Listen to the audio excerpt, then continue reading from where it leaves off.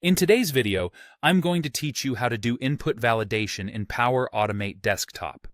If you're new to Power Automate Desktop or looking to refine your skills, understanding input validation is essential because it helps ensure that the data entering your flows is both correct and usable.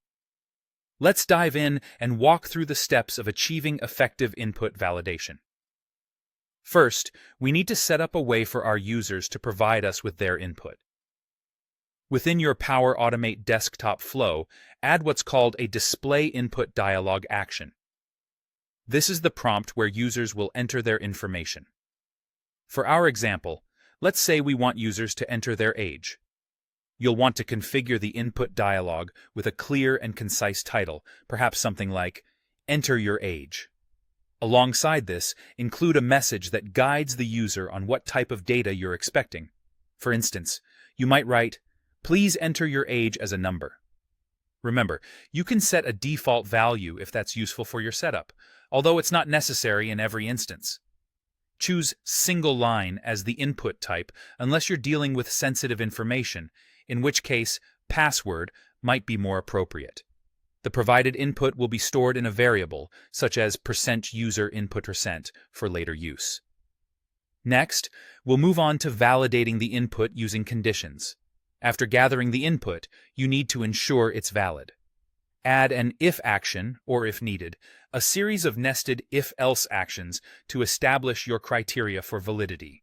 For our age example, a reasonable condition might be to check if the %user_input% is numeric and falls within a realistic range, greater than 0 and less than 120. Sometimes, this requires converting the text input into a number. Power Automate Desktop provides the Convert Text to Number action for this purpose. Using syntax like text as number user input, 0 allows you to add further checks, making sure the input is a positive number in a plausible range. Now, let's address what happens if the input doesn't meet our criteria. In the else branch of your if action, set up a response for when the input is invalid. Use the display message action to show a message box that reads something like, "Invalid input. Please enter a valid age between 1 and 119. This helps the user understand what went wrong and gives them a chance to correct it. You might also consider incorporating a loop to ask for the input again, or decide to terminate the flow altogether if continued validation isn't feasible.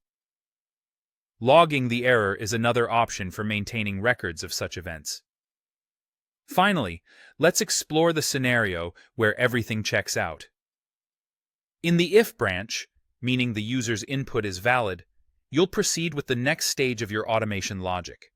Here, you can confidently use the validated input variable, knowing that it aligns with your desired parameters.